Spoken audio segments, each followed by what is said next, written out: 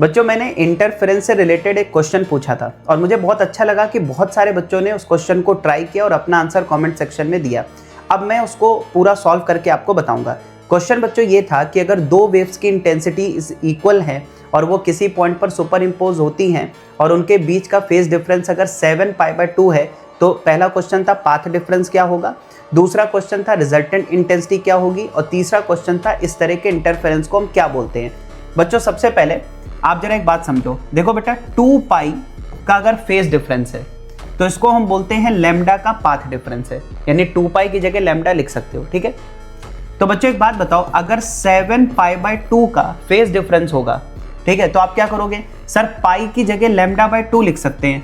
तो बच्चों अगर पाई की जगह λ/2 लिख दोगे तो 7λ/4 इतना यहां पर बच्चों आपको पाथ डिफरेंस मिल जाएगा, ठीक है। तो पहले क्वेश्चन का आंसर तो ये हो गया।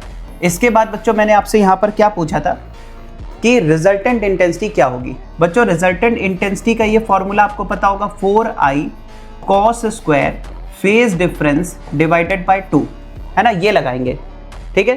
तो 4i तो मैक्सिमम इंटेंसिटी होती है cos स्क्वायर फेज डिफरेंस का हाफ। बच्चों फेज डिफरेंस कितना है 7π/2, तो उसका हाफ करोगे तो ये आ जाएगा बच्चों cos स्क्वायर 7π/4।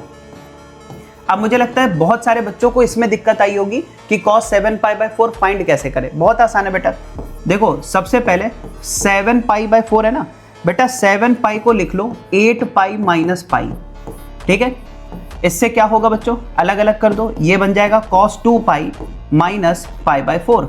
बच्चों cos 2π - थीटा की जो वैल्यू होती है वो cos थीटा के ही बराबर होती है और cos 45 कितना हो जाएगा 1/√2।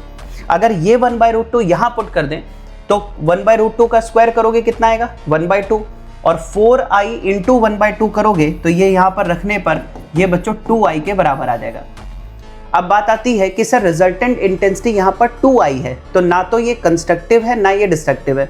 कंस्ट्रक्टिव होता तो इंटेंसिटी 4i होती, डिस्ट्रक्टिव होता तो 0 होती, यहाँ पर 2i है, ठीक है। तो बात समझ में आ गई होगी। तो ये इसका बच्चों सोल्यूशन था।